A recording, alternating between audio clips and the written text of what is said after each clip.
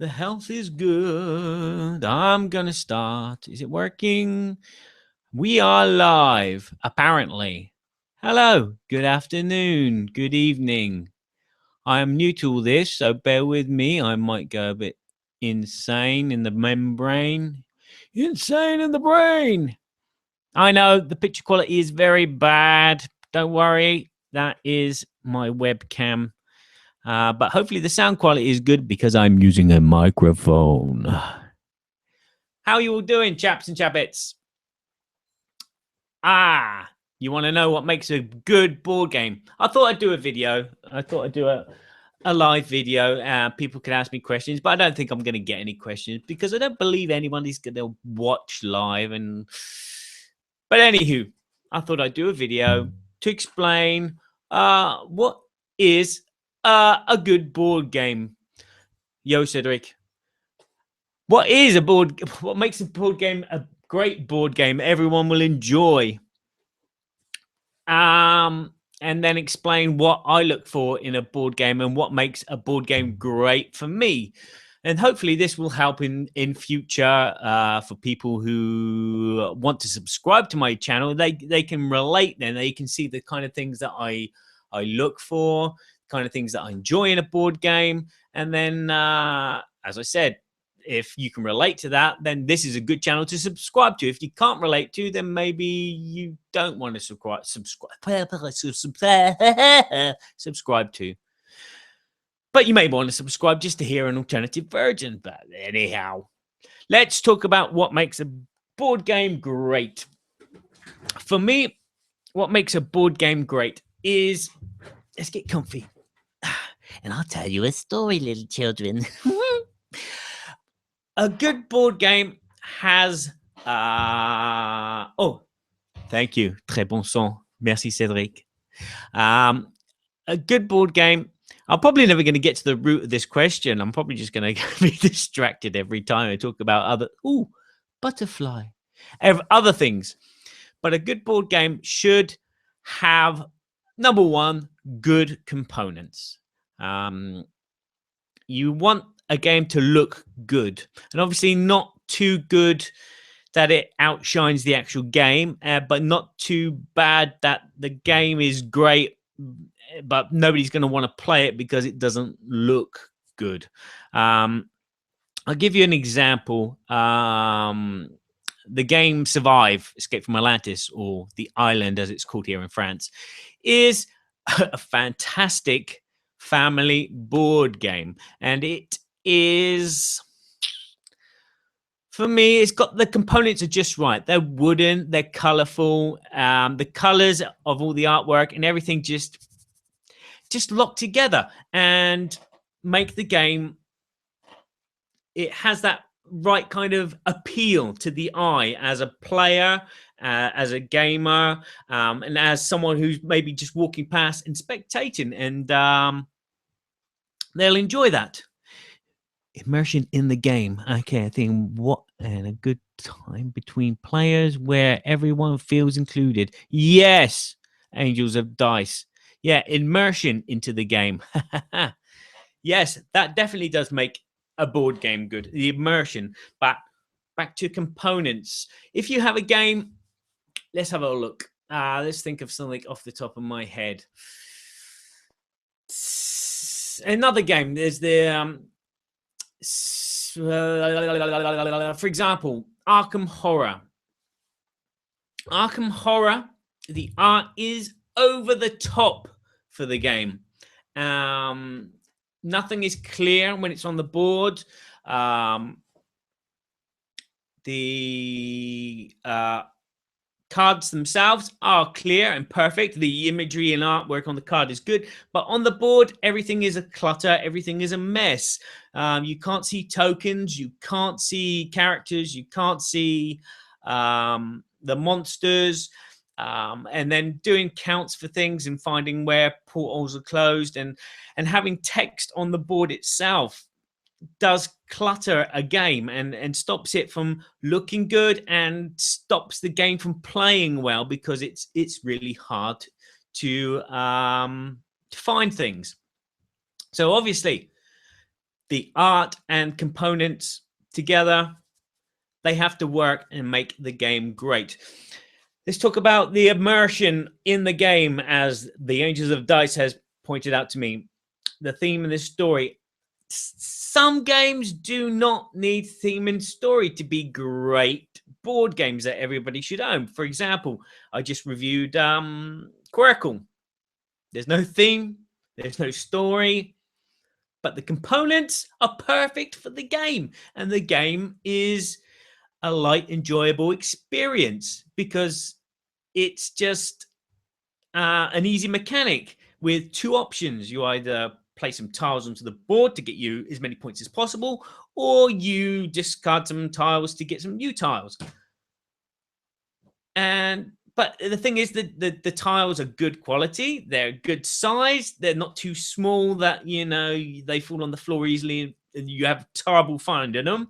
But they are a good size and they feel good in the hand. And the color on black, it just shines out and you can see everything perfectly. So again, that goes back to components and quality, but immersion in the game does play a big factor in making a game great. Right, let's try and think of something. Has anyone got any suggestions? Maybe a musical interlude while I think. Immersion into a game. What game immerses? Well, Arkham Horror immerses me because of all the text. And there's a little bit of puzzle solving because you're trying to figure out where you got to go and what monsters to avoid, what monsters not to avoid. But I'm going to have one of those moments where I just...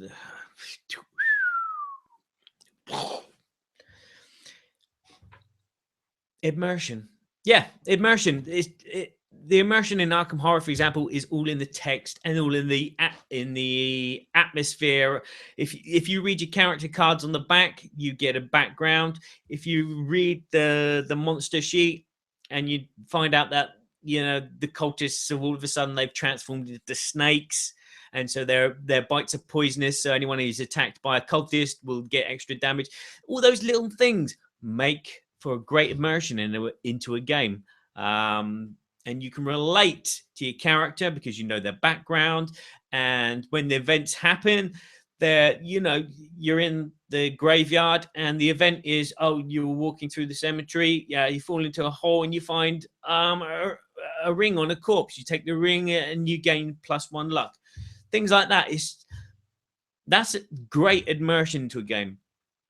It's not necessary in every single game. For example, what's another good game which doesn't really need immersion? Dungeons and Dragons needs immersion to be a great game. Resistance. Resistance doesn't have much of a theme or a story, but the immersion is there because of the players. And the discussion and the back and forth and the to-ing and throwing of what people are saying. So, yeah. Theme and story, not necessarily... I wouldn't say theme and story were necessary for a great game. But again, it depends on your point of view. I mean, if you like playing role-playing games, you like having a character, you like big immersive worlds, then that's your oyster. But to make a great game, I don't think it's necessary, he said, rocking in his chair. Woo! What else makes a great game? A soundtrack. A CD soundtrack makes a great game. Yeah, so if you're playing... let's talk Firefly. A great soundtrack would be great in that game. It'd make that game better, wouldn't it? Or not? No, it wouldn't. But other things that make a game great is sometimes simple mechanics. You don't have to have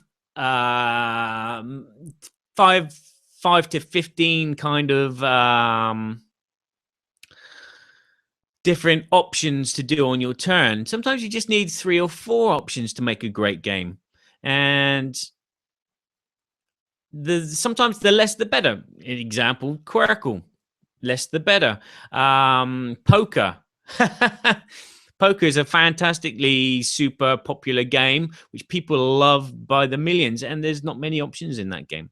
Whereas other games, let's take, for example, Descent. You can either move, you can attack, you can rest, you can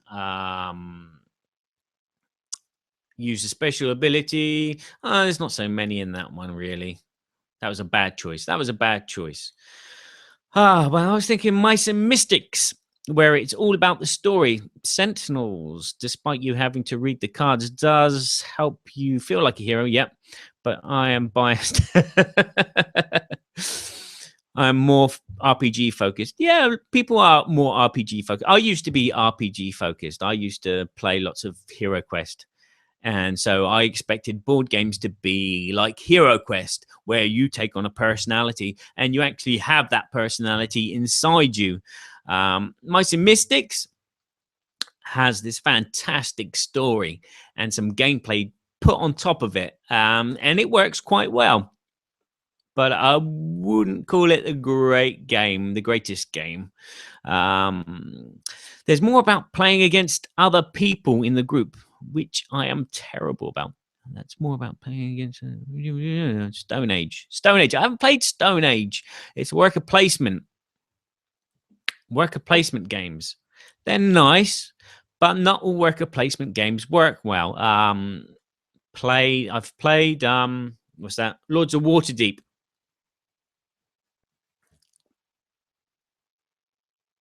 Yeah, well, Lords of Waterdeep. It's okay. I didn't feel I was playing a Dungeons and Dragons game. I didn't feel like I was really playing any type of game apart from I need to go there to get that, to get this, to get that, to get this. Compare that to, say, Agricola. Agricola, I felt the theme. Even if you have Agricola with all the wooden meeples and all the wooden components for wood and clay and reed and stuff, and then you have all the wooden components for the wizards and the barbarians, you still don't feel the theme with Lords of Waterdeep. Whereas with Agricola, the theme is just like bang in your face. Agricola. You wouldn't think that, though, would you? So I'm off track now. I'm totally off track. What makes a game great? Components. We've done. Check. Ka-ching! The next thing. Theme. Theme's not necessarily. Mechanics. That's where I was. Talking about mechanics. You know what? It's so hard just talking to yourself. People think you're crazy. It's really strange. Mechanics in a game should reflect what the game is. They shouldn't be you shouldn't be rolling dice to construct a building. You should be putting the dice on top of each other to build a building, not rolling them and doing crazy things like that. So, recap. Sorry, I'm not used to reading comments and talking at the same time, so bear with me. You need mechanisms that work, mechanisms that feels good with the game, which work with the game. For example, Dominion. You're building a Dominion, but you're also building your deck. And that kind of works because you're adding things to your deck or taking things out of your deck, like if you were building, putting a marketplace in your realm and then putting a cathedral in your realm and then hiring a governor to put in your realm, maybe 2 governors. There you go. That's one way to get income. And that all feels like it works. There's not many, you don't have many choices. The mechanisms are simple.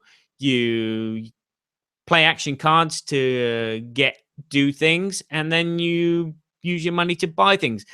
Simple choices like that make a game great. Twilight Imperium. Again, that's another game where you can do so many different things. You can research, you can move, you can listen to your phone ring in your pocket and it vibrates. Let me just switch this off. Stone Age phone. Open, close.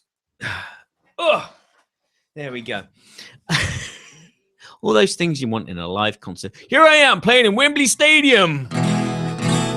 And then your phone rings and the crowd goes, excuse me, it's my mum. Hi, mum. Yes, I did brush my teeth this morning.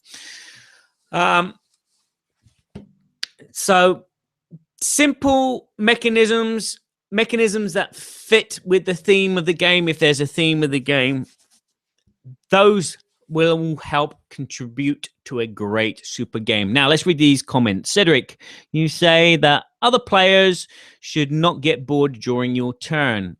Good point. Marvel Heroes, where you're investing in some event in New York, and the others play the villain during your turn.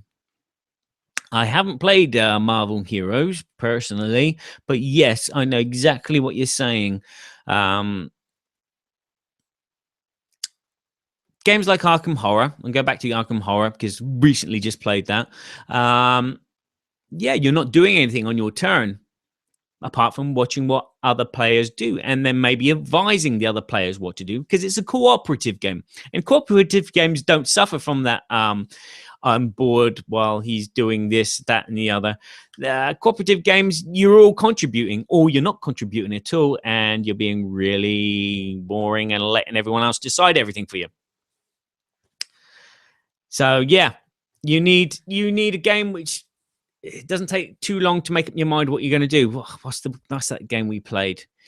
Quantium. We played Quantium. First time I played Quantium. It's supposed to be a 30-minute game. And it took us 2.5 hours to play one game. And there was a table next to us who were playing Rex. And that's a 2-hour game. But they managed to finish that game in an hour and then start a second one. And we were waiting. There was 2 guys that we were playing against, and they were taking forever to make up their mind what they were going to do. And that was annoying because they just wanted to play to win. And it's like, why do you want to play to win? Just play the game, learn how to play the game, and then make up your strategies afterwards. Yes, nothing worse than getting bored while other people are taking their turns. Here's one, Catan. Everyone raves about it. I don't get it. It is a good game.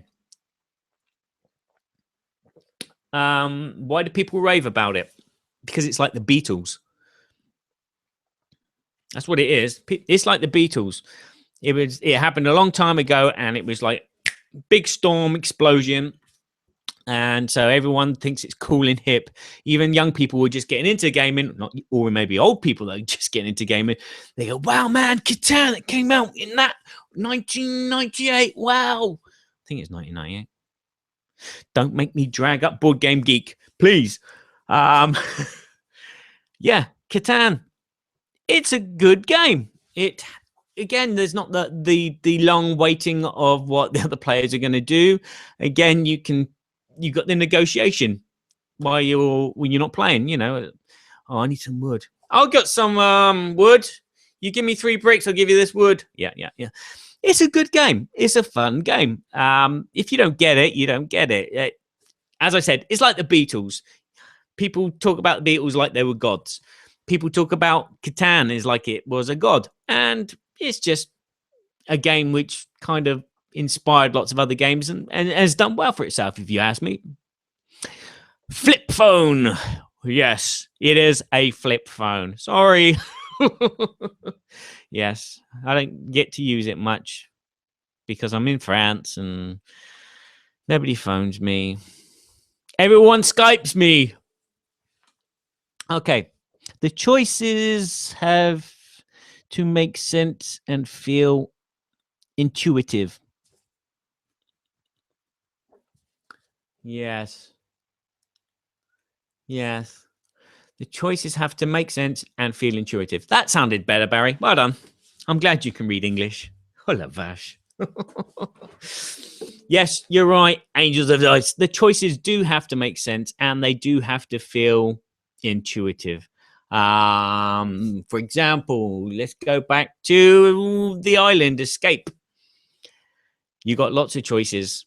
You move that person, that person, that person, or that person, or that person, or that person.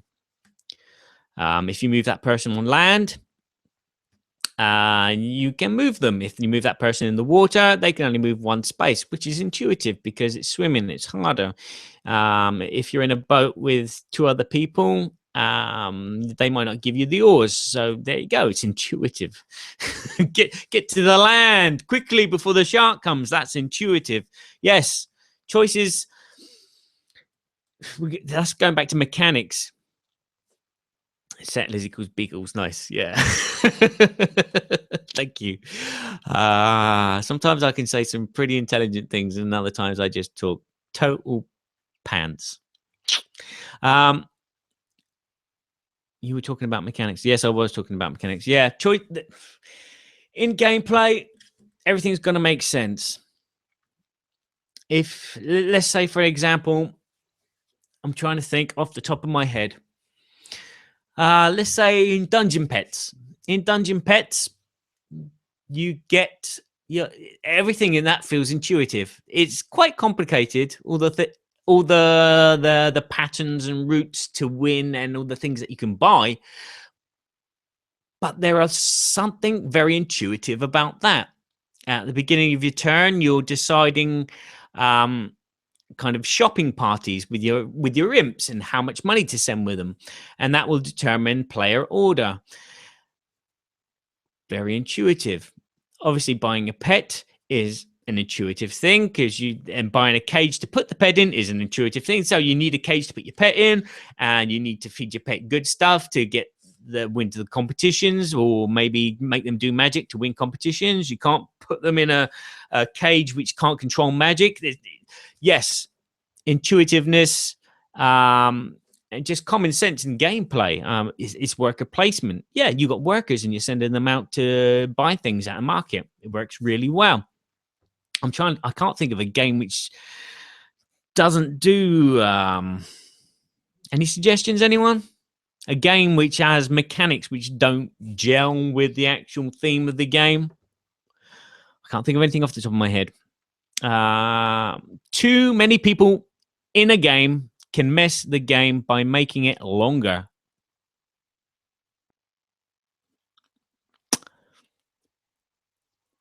And some people, it might just lose themselves. Yes. It depends on the game. And it depends on the players themselves. How kind of, let me put this down. Depends on the players. If, again, for me, I'm a kind of quick player. I don't like to think out things too much. I think things out when it's not my turn. And then when it gets to my turn, bang, I'm done. Thank you. Your turn. But as I said, this game of Quantium that I played, and these two other players were the most thought thinking. Okay, if I move that there, no, that's not going to work. If I changed him into another ship, no, that's not going to work. And that made the game long. A two-player game with the other opponent who is quick and laughing his bum off because he didn't know what he was doing. He was just going, "Oh, I'm going to go there, see what happens." And I've got 7. I can go there. Yeah, I'll take that planet. Woo! Ah! And we were having a good time. But the other two players were like, okay, 5, 9, 7 there. Okay, well, if I buy that power, yeah, no, but if I do that, oh yeah, I could do that against him. And it was like 2.5 hours to play a 30-minute game.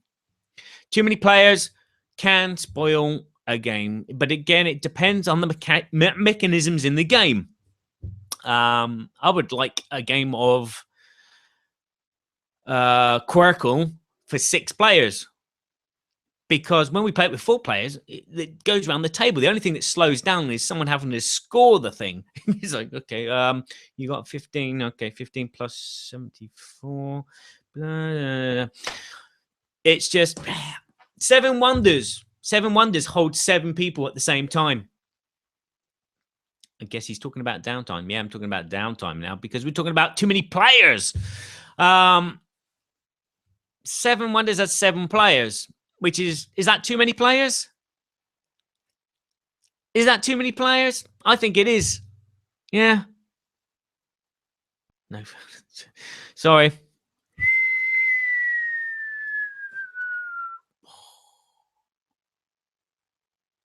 The void. 7 players. I don't know. It just doesn't feel like a good game. 7 Wonders. If you're playing 7 players of Resistance, perfect. Perfect. There's probably a lot more arguing. So the game does stretch out, but you're totally involved all the time. Yeah. More players can slow a game down depending on the game and the mechanics. That's a great thing I like about Board Game Geek. It says what the suggested player range should be by people voting. You know, we've played a Cosmic Encounter, yay, with 10 people. Woohoo! It doesn't work. I recommend you play with 7. Yeah, what was the other game I was just thinking of just now? Yeah, Cosmic Encounter. You shouldn't play it with 3 players because there's not really much going on, is there? No. So if a game's got simple mechanics and a big player count, not a problem.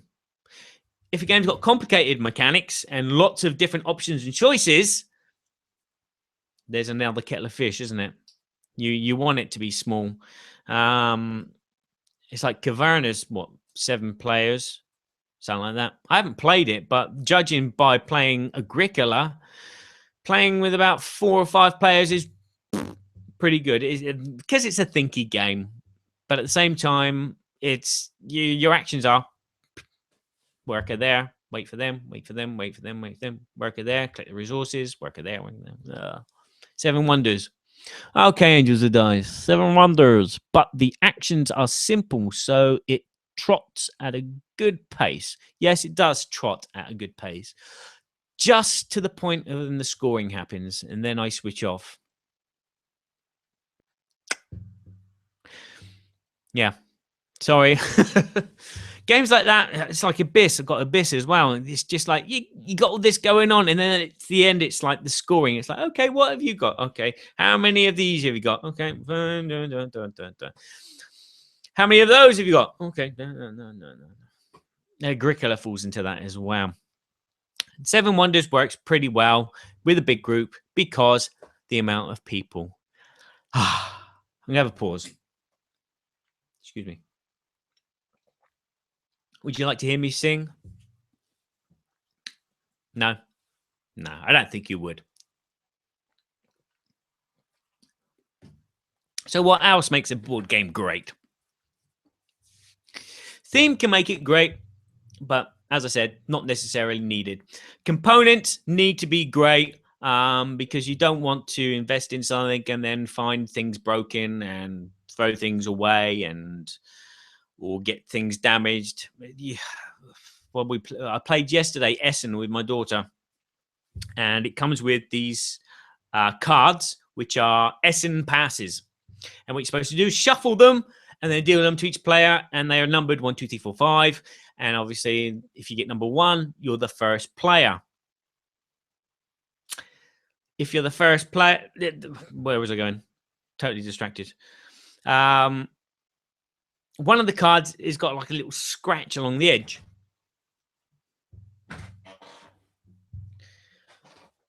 What number is it going to be? It's going to be 3 every time. So whenever we play that game and we deal out those cards, oh no, I'm third because I've got number 3 because it's scratched on the back. Components matter. I don't care what you say. Components matter. Oh, what game did I play the other day and the components were really crud? Oh, yes, Cosmaster Junior. Oh, really annoyed me. I love Crossmaster. Crossmaster is beautiful. The little miniatures. I got it here. The little miniatures are fantastic. The card art for each character is fantastic. And it's Wakfu. Yu-Gi-Oh! And they are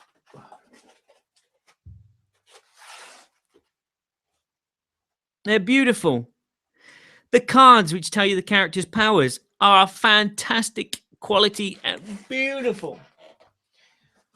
Obviously, that's not Crossmaster Junior. That's Crossmaster Arena.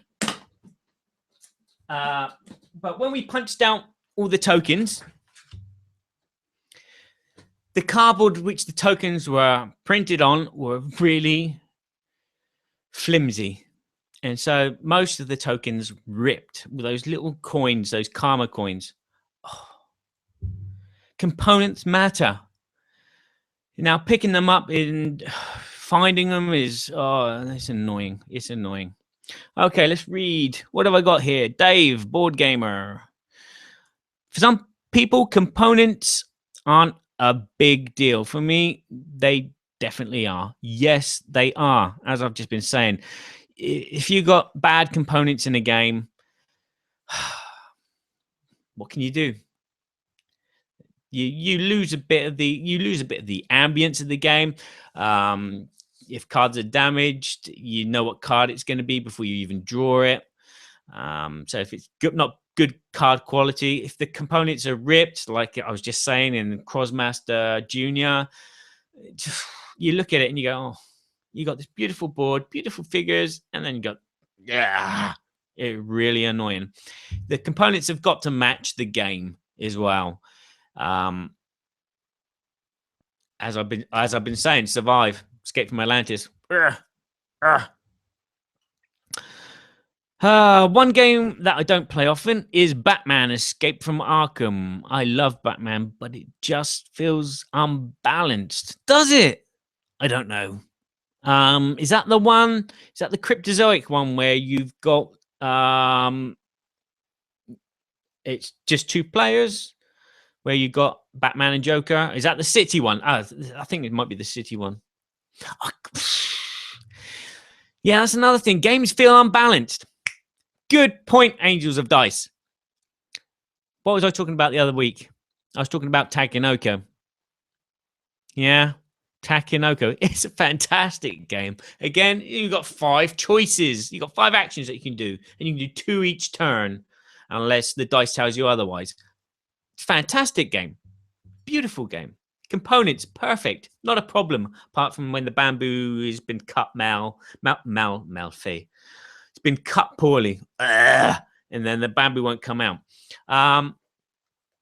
But it just feels unbalanced when someone who's playing they play the same strategy every time, and then sometimes they win and sometimes they lose. It just a game has to be balanced. It has to be play tested enough that that there is a good chance that strategy is going to win most of the time, and not luck, and not luck, and definitely not luck. Subjective view. Where am I lost? Batman. That was Batman. Subjective view. I think that games that make you want to play them over and over again make it great for your family. They definitely do. We play The Great Dalmuti, which is a card game. It's a trick-taking game where you've got this specified deck. You could play it. You could technically play it with normal deck of cards, and I have done. And you basically, everyone plays out a number of cards, so maybe 3 8s, and then the next player has to play lower than that, but with 3 cards, so maybe 3 7s or 3 6s, and the person that plays the last on the pile is the winner of the trick. The cards are removed, and that player then commences the next trick. And once you've depleted your hand, if you're the first person to get rid of your hand of cards, you'll be crowned the Great Dalmuti for the next round. And then all the other players drop out one by one. And the last player still left in the game with their cards is the peon, the poopy. Okay, they have to then deal the next round. You position yourself around the table differently. So you get the Great Dalmuti after the person who was the second player out, the third person out, fourth person out. You do an exchange of cards. It's called a taxation, where the peon will have to give the Great Dalmuti his two best cards, and the Great Dalmuti gives the peon his two worst cards. And then you play again.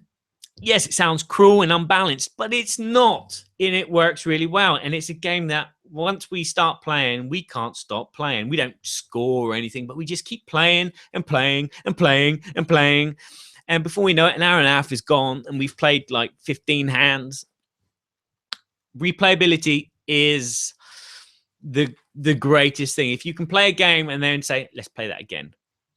But that normally happens with smaller games. So time factor. Does time factor make a board game great?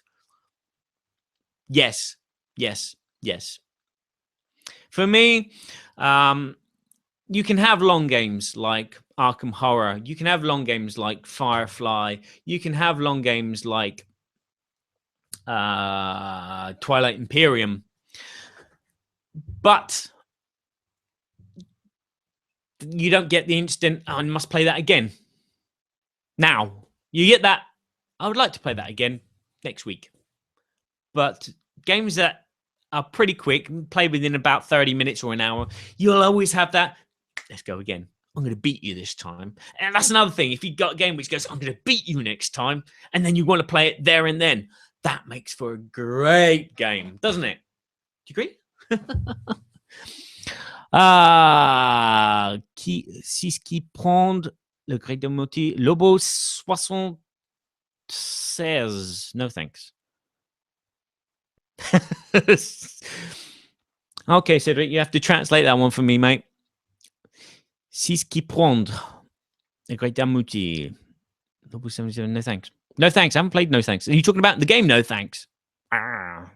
Possible. C'est possible. Okay.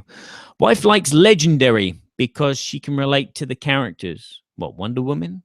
And it's easy to understand. And the mechanics are simple. Yes. Yeah, I take it that your wife probably doesn't play games very much. Angels of Dice? No? Thanks, Jared. I've played the Legendary Encounters. And because I've played Dominion, I found it quite easy to jump into. That's always a hard thing for me as well. When I have, we have it in English. Well, I don't have it in English. A friend of mine has it in English, but they're French. They can read English, but they don't talk English. Yeah, no problem, Cedric. And when they explained the game to me, they explained it in French. So I was just like translating it from French to English. And it's like, okay, yeah, I can relate to this. Yeah, the game is simple and fun because it is a few actions. And it's good that, yeah, again, my wife is kind of the same. She'll relate to a game if it's simple. Although she has played Arkham Horror with me. And she likes playing Arkham Horror. She likes the simple things in life. She loves Pandemic. Go figure. Ugh. It's not balanced. You always lose. We're back to balancing issues. How much? 38. 338. Nope. Okay. You introduced it this year. Okay. So obviously, she's not a big gamer. Right. Where is it? What other things? My notes. What else makes a great game? What else makes a great game? Components, mechanisms, player count, theme.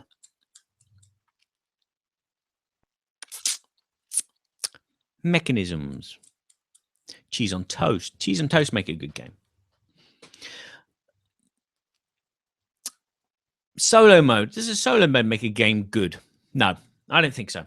I don't think a good game has a solo mode. No. Solo modes.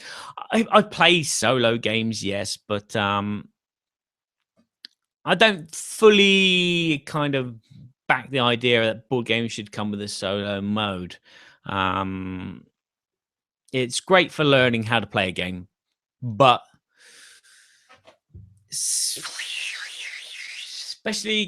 a game with lots of moving pieces and mechanisms like Arkham Horror. It's a fantastic storytelling, you can do solo game, but there's just so much to do. It's hard work playing it solo. Games like Forbidden Desert, you can play solo and it feels good. It doesn't, it's not, there's not too much moving around and going on. You haven't got so many things to remember. It is a solid solo game, but that's a cooperative game for you. Cooperatives. Okay. Almanarazuni. Sorry if I pronounced that wrong. I have pronounced it wrong. Dexterity games are great for almost everyone as well. Yes, they are. Except clumsy people, of course. Recently, we have played a lot of Looney Quest. Looney Quest. Is that the... Oh, God. Looney Quest. Looney Quest. I think it's the drawing one, isn't it? I think it is the drawing one. It looks like it's the drawing one. It is the drawing one. Yeah, I saw my wife play this the other games night that we went to, and just doesn't look like fun for me. But dexterity games, yes, they're. I think the good thing about dexterity games is that anyone can play. Your little child, your infant of 2-3 years could play tumbling dice. Go on, throw the dice. Yeah. Yay! I'll count the points for you. Dexterity games are great. The more rules there are, obviously the level of understanding is greater. I haven't got many dexterity games. I suppose Going Gone is kind of dexterity and thought processes at the same time, because you're like, you've got to go, okay, I'm going to put this in there and there. And, oh, too late. It's over. Ooh. What's the Jenga I've got? It's the balls. Yeah. They're easy to teach. They're great to teach. Dexterity games work in a sense if there's a theme in a game, if you've got a good theme and there's a little element of dexterity in it. I'm just no. Mansions of Madness is not dexterity. It's moving the tiles, isn't it? Yeah, but Looney Quest, anyone can play. Anyone can play your grandpère, your grandmère, your great grandmère, because it's spatial recognition, drawing the line, which is fun. But I don't know. Maybe it was because at the games night there's a pile of other games that I wanted to play, and I was like, and I was looking at Looney Quest, and I was watching my wife playing, and she was having a good laugh, and I was like, I'm going to go and play that. But I've no objections to it. It's a great idea. I don't think there's enough in the box, though, to be honest with you. I reckon there should be more. I don't know. It just seems like an idea slightly underdeveloped. Value for money. Of course. Oh, I've skipped a question.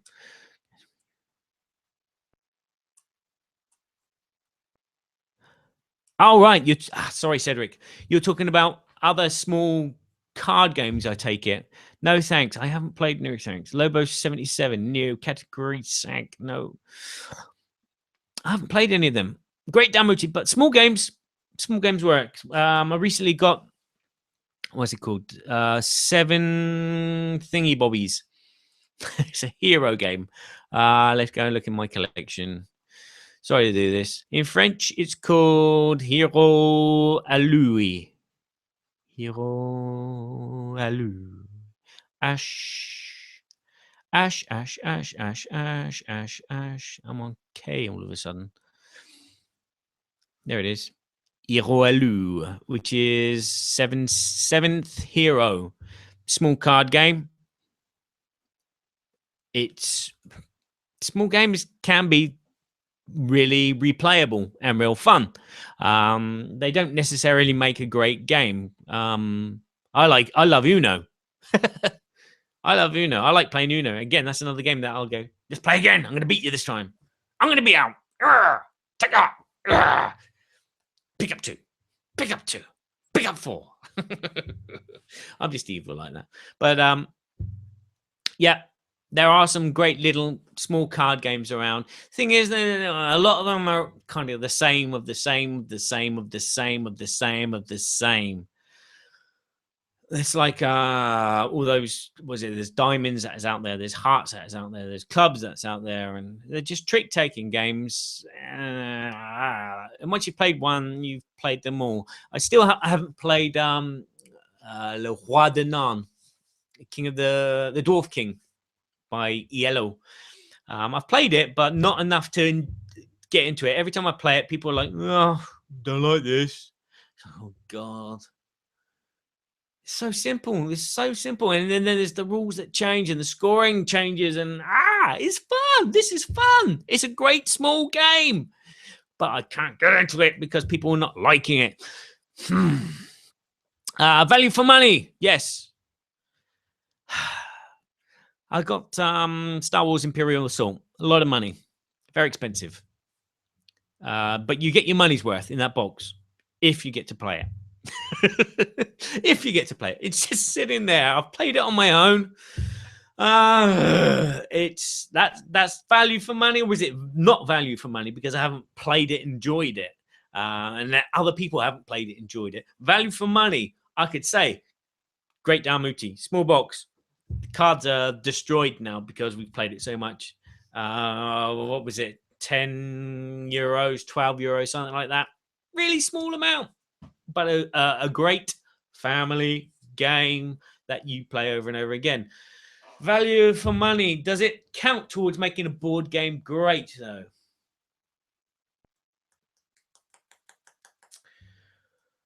Money's too tight to mention. No, I don't think money is a factor. Money is not a factor, Jim. In a board game. I think that it's just a case of paying for the component or the mark. It's like everything in life. It's like cars. You know, I want a Jaguar. Oh, you're gonna have to pay out the nose for a Jaguar, but it's got the same engine as a Ford Cortina. Yeah. Oh, I want that Ben Sherman shirt. Yeah, but you could buy that shirt, which is kind of the same design. It just hasn't got Ben Sherman written on it, and it's a quarter of the price. Value for money in a board game. It depends on what you want.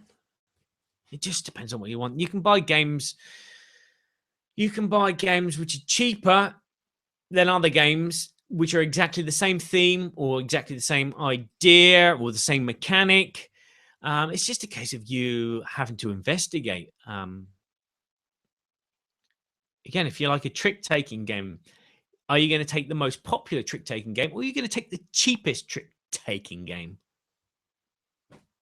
Or are you going to take the trick-taking game which has a theme which appeals to you more than the other trick-taking games? Things like that. I mean, yeah. Munchkin. Is that value for money? All the expansions that you buy. You want to hear another song? Yeah. What, right now? Oh dear. Money is it's a funny thing. Our hobby is not the cheapest, and we do have this problem with like going out and seeing stuff on the internet and going, I want that, give me that now. And then before you know it, your wallet's empty, your wife's shouting at you because your budget's gone on a box, which comes through the post a couple of weeks later, all the way from Japan or America or wherever it is. And it's like, ugh. And then you don't play it. You've got to evaluate these things before you actually go out the way and buy them. Angels are to me. My coworker did.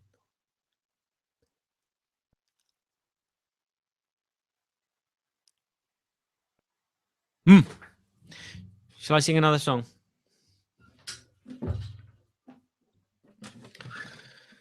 And now for my greatest hits.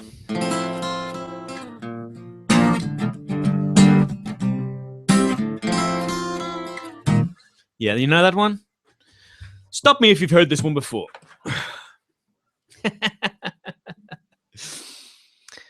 I reckon games should come with soundtracks. I've been looking at Sirenscape recently. I'm trying to get a video together for that. And it's been going wrong every time.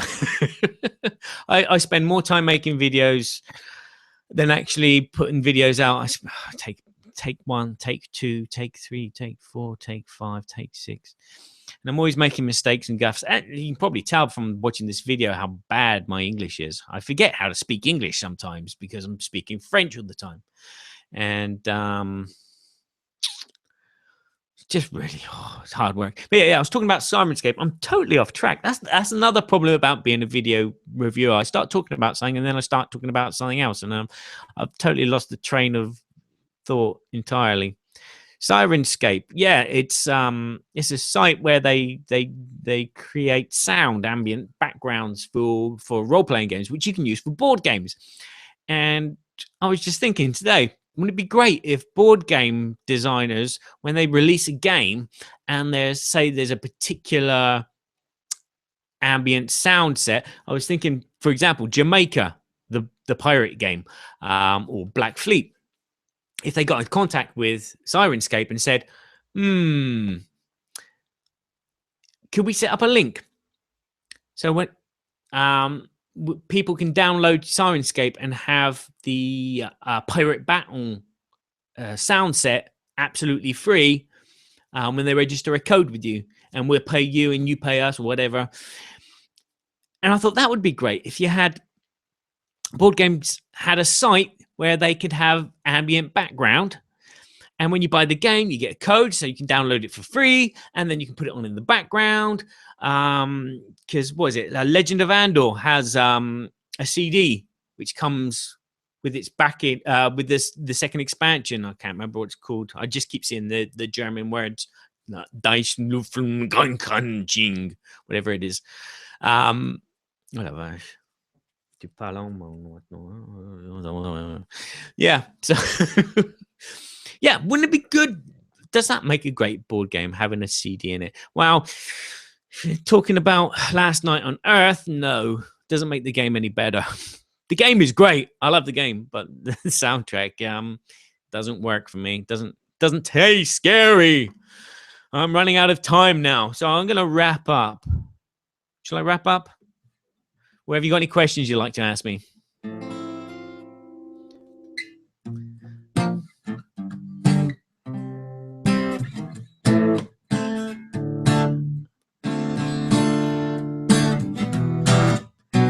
I got some board games. I don't want to play them with. It's been a long time since I sing this. So if I forget the words, excuse me. Just plastic and cardboard, but oh, what pleasure they give. I buy games weekly. Sometimes I don't know how I manage. I fill my bedroom, the attic, even my garage. Yeah, this is my garage. I got no friends here to play with, nobody cares. So I play solo, just me and my teddy bears. Where are they? This is EDFX. EDFX. Dogmatics for us English people. It's the moon! Pumbaa! I know why you don't like Poopy. I don't wanna play solo, no. Wouldn't it be good to not play solo? Even if it was with just one game. Wouldn't it be good to lose and have someone else to blame? Wouldn't it be good to be Tom Vassell? He doesn't have much luck rolling dice. No, that's with Wheaton. Wheaton doesn't have much time now. Is the French view of great board games different from, say, the USA? I'm not quite sure what you mean there, Angels of Dice. The French are very passionate about board games. Look how many fantastic companies there are in France. Asmodee, Bombay. I'm gone totally blank. ELO. There are lots and lots of cocktail games. I'm looking at my cocktail game tablecloth there. Cocktail games. There are lots of great companies in France, and the French have. I've discovered the French have a background of manga. That compared to England, we had a little bit of manga cartoons when we were kids. You know, Battle of the Planets, but the French have loads of manga and really strange manga. There's one that my wife loves. It's called Jean and Serge, and it's a story about a girl who plays volleyball, and she falls in love with a guy who plays soccer, for you Americans, or football, and it's just really strange. There's a scene in the shower, and all the girls are having a shower, and I'm thinking, my God, this came out in the 70s. So they've grown up. It's like the Conan Kickstarter, which Frederick Henry's done. A lot of people grew up on Conan here in France because of the BD, the graphic novels. And it's amazing. The graphic novels here are so different. In America and England, it's Marvel, DC all the time. When I was a kid, it was Marvel, DC, and Beano and Dandy. But Marvel and DC, woo, yeah, Spider-Man, Superman, blah, blah, blah, blah, blah. But in France, it's different. They've got graphic novels. I mean, obviously, Asterix. Where would we be without Asterix? Where would I be without Asterix? But yeah, Asterix. And then they've got detective graphic novels. And then they've got historical graphic novels like Conan. And there's vampire graphic novels. And there's graphic novels about a group of guys that drive the mopeds, the little moppets.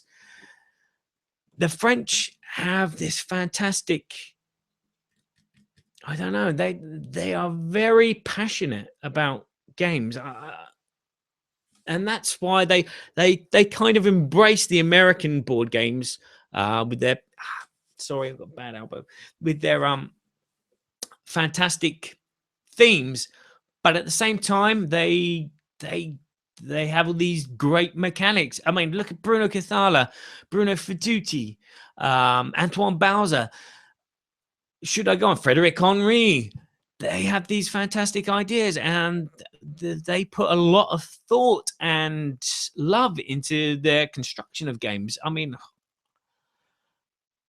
it is very different to what I perceive the Americans. Americans are like, yeah, look at this game. This game's great. Sorry, I'm taking the mick out of Americans now. Yeah, in this game, I got lots of spiders in this game. It's filled with 56,000 plastic spiders. Rah! Yeah, the French are like, amour. Il y a beaucoup d'amour dans la boîte. And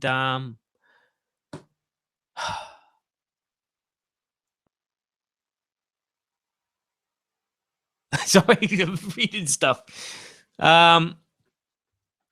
Yeah, and they put a lot of love and thought into their games. I'm not saying that nobody else does, but again, the players are very much, they haven't been brought up with the big Well, quite a lot of them have been brought up with Hero Quest, the ones that I know, and they love theme, but they love more the great mechanics than the themes. Yeah, so you could have Spectre Ops or Twilight Imperium, but they do prefer having theme and good mechanics in a game as compared to lots of components and very thin gameplay. So, what question was that? Yeah, the French they love their games, and the amount of companies out there at the moment, and the amount of great French game designers out there at the moment, I think are a good indication of what the French think of board games. Right, I'm gonna have to wrap things up. I've been talking for an hour, and I soon got to go and pick up my daughter from school, and I've got to rest my arm because it's hurting like a fudger. And we have Bandizani manga. Yes, very early. You did indeed, Cedric. You did lots and lots of Japanese animations. Yep. Yeah, I know. I've been in a lot of shops, and you have large sections of Japanese books and DVDs. Battle of the Planets, Captain Flam. Oh la la la la. Bon, I'm gonna need to say adieu. Merci for. Thank you for watching. I'm speaking franglais. Hope you've enjoyed the video. I might do another one. I'm not too sure. It's nice to talk. It would be nice if people talk back. I like talking. I don't get to talk much in English. I talk a lot in French, but then again, I don't talk a lot in French because nobody wants to talk to me. And I've got many friends here. It's not fair. But anyway, thank you very much for watching. And hopefully I will catch you soon. I should have some more video reviews done soon as well. So look out for those. I've just done one on a child's game, and as I said, I'm doing one on Sirenscape. So look out for them soon, and hopefully I'll write another song. I can't guarantee it, but I've got some ideas, but it's just time. It's time, and I can't do much with my bad arm at the moment, unfortunately. So until next time, thanks for watching, guys. Au revoir, bonne soirée, bonne journée. Bientôt, tout à l'heure. Oh, sorry, Ian. Sorry, you've just got here. Well, the good thing is it'll be up online soon, and you'll be able to watch it all again and see how boring and dull and how reflective and shiny my head is. Okay. All right, thanks. Hope you've enjoyed. If you have, leave a comment in the video and say that you've enjoyed it, and maybe I'll look at doing another one maybe next month. Okay. Thanks. Take care and enjoy playing games and enjoy life.